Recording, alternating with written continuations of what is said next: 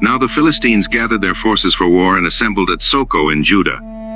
They pitched camp at Ephes Dammim, between Soko and Azekah. Saul and the Israelites assembled and camped in the valley of Elah and drew up their battle line to meet the Philistines. The Philistines occupied one hill and the Israelites another, with the valley between them. A champion named Goliath, who was from Gath, came out of the Philistine camp. His height was 6 cubits and a span. He wore a bronze helmet on his head and wore a coat of scale armor of bronze weighing 5,000 shekels. On his legs he wore bronze greaves, and a bronze javelin was slung on his back. His spear shaft was like a weaver's rod, and his iron point weighed 600 shekels. His shield bearer went ahead of him. Goliath stood and shouted to the ranks of Israel, "Why do you come out and line up for battle? Am I not a Philistine, and are you not the servants of Saul? Choose a man and have him come down to me. If he is able to fight and kill me, we will become your subjects. But if I overcome him and kill him, you will become our subjects and serve us. Today I defy the armies of Israel. Give me a man and let us fight each other." On hearing the Philistines' words, Saul and all the Israelites were dismayed and terrified.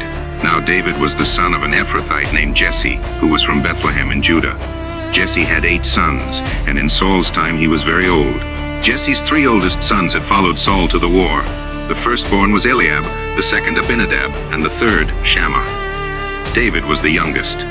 The 3 oldest followed Saul, but David went back and forth from Saul to tend his father's sheep at Bethlehem.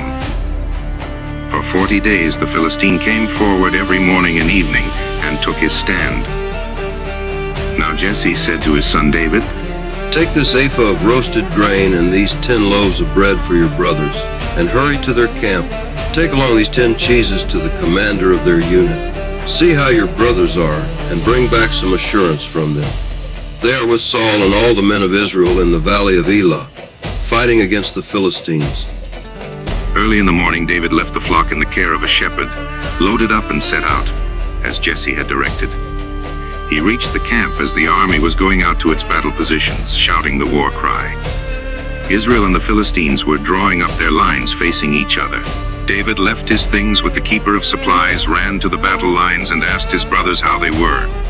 As he was talking with them, Goliath, the Philistine champion from Gath, stepped out from his lines and shouted his usual defiance, and David heard it. Whenever the Israelites saw him, they all fled from him in great fear. Now God's people had been saying, Do you see how this man keeps coming out? He comes out to defy Israel. The king will give great wealth to the man who kills him. He will also give him his daughter in marriage, and will exempt his family from taxes in Israel. David asked the men standing near him, "What will be done for the man who kills this Philistine and removes this disgrace from Israel? Who is this uncircumcised Philistine that he should defy the armies of the living God?" They repeated to him what they had been saying and told him, "This is what will be done for the man who kills him." When Eliab, David's oldest brother, heard him speaking with the men, he burned with anger at him and asked, "Why have you come down here? And with whom did you leave those few sheep in the wilderness? I know how conceited you are and how wicked your heart is. You came down only to watch the battle." Now what have I done? Can't I even speak? He then turned away to someone else and brought up the same matter, and the men answered him as before. What David said was overheard and reported to Saul, and Saul sent for him. David said to Saul, "Let no one lose heart on account of this Philistine. Your servant will go and fight him."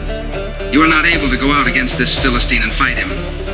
You are only a young man, and he has been a warrior from his youth." "Your servant has been keeping his father's sheep. When a lion or a bear came and carried off a sheep from the flock, I went after it, struck it, and rescued the sheep from its mouth. When it turned on me, I seized it by its hair, struck it, and killed it. Your servant has killed both the lion and the bear. This uncircumcised Philistine will be like one of them, because he has defied the armies of the living God. The Lord who rescued me from the paw of the lion and the paw of the bear will rescue me from the hand of this Philistine." "Go, and the Lord be with you." Then Saul dressed David in his own tunic. He put a coat of armor on him and a bronze helmet on his head. David fastened on his sword over the tunic and tried walking around because he was not used to them. "I cannot go in these, because I am not used to them." So he took them off.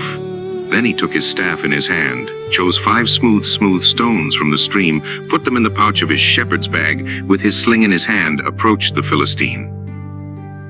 Meanwhile, the Philistine, with his shield-bearer in front of him, kept coming closer to David. He looked David over and saw that he was little more than a boy, glowing with health and handsome, and he despised him. He said to David, Am I a dog that you come at me with sticks? Come here, and I'll give your flesh to the birds and the wild animals. You come against me with sword and spear and javelin, but I come against you in the name of the Lord Almighty, the God of the armies of Israel, whom you have defied. Today the Lord will hand you over to me, and through this victory the whole world will know that there is a God in Israel. Everyone gathered here will see that the Lord does not bring victory through weapons or strength, but by his own power. For the battle belongs to the Lord, and he will give us the triumph. As the Philistine moved closer to attack him, David ran quickly toward the battle line to meet him. Reaching into his bag and taking out a stone, he slung it and struck the Philistine on the forehead. The stone sank into his forehead, and he fell face down on the ground. So David triumphed over the Philistine with a sling and a stone. Without a sword in his hand, he struck down the Philistine and killed him. David ran and stood over him. He took hold of the Philistine's sword and drew it from the sheath. After he killed him, he cut off his head with the sword. When the Philistines saw that their hero was dead, they turned and ran. Then the men of Israel and Judah surged forward with a shout and pursued the Philistines to the entrance of Gath and to the gates of Ekron. Their dead were strewn along the Sharaim road to Gath and Ekron. When the Israelites returned from chasing the Philistines, they plundered their camp. David took the Philistine's head and brought it to Jerusalem. He put the Philistine weapons in his own tent. As Saul watched David going out to meet the Philistine, he said to Abner, commander of the army, Abner, whose son is that young man? As surely as you live, your majesty, I don't know. Find out whose son this young man is. As soon as David returned from killing the Philistine, Abner took him and brought him before Saul, with David still holding the Philistine's head. Whose son are you, young man? I am the son of your servant Jesse of Bethlehem.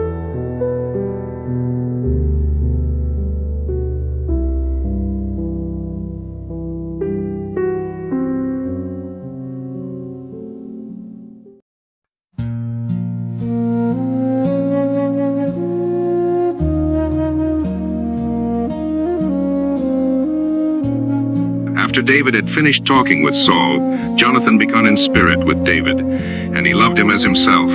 From that day, Saul kept David with him and did not let him return home to his family. And Jonathan made a covenant with David because he loved him as himself.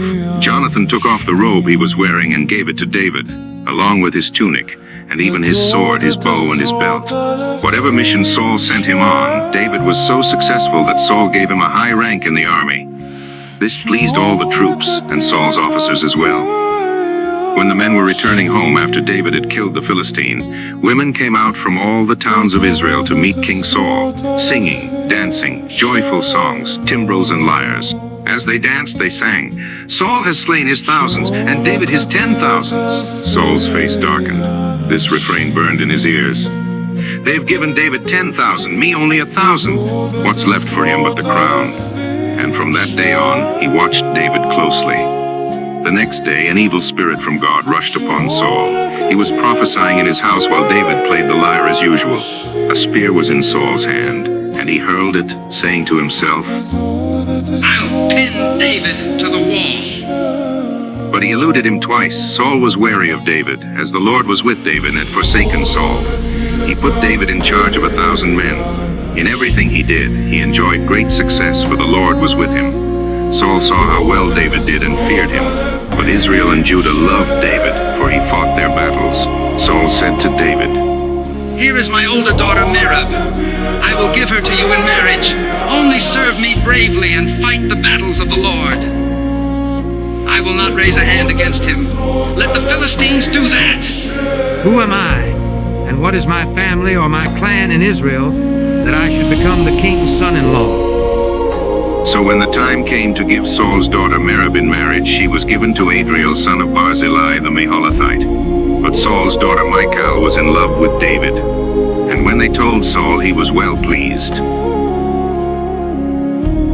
I will give her to him, so that she may be a snare to him, and so that the hand of the Philistines may be against him. Now you have a second opportunity to become my son-in-law. Then Saul ordered his attendants, "Speak to David privately and say, 'Look, the king likes you, and his attendants all love you. Now become his son-in-law.'" They repeated these words to David. But David said, Do you think it is a small matter to become the king's son-in-law? I'm only a poor man and little known. When Saul's servants told him what David had said, Saul replied, Say to David, the king wants no other price for the bride than 100 Philistine foreskin to take revenge on his enemies.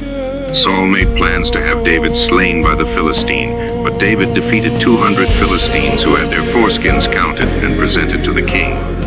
Saul gave him his daughter Michal in marriage. When he saw that the Lord was with David and his daughter Michal loved David, Saul became all the more fearful of him and remained his enemy the rest of his days. The Philistine generals continued to raid Israel, but David defeated them every time. As a result, his fame spread like wildfire.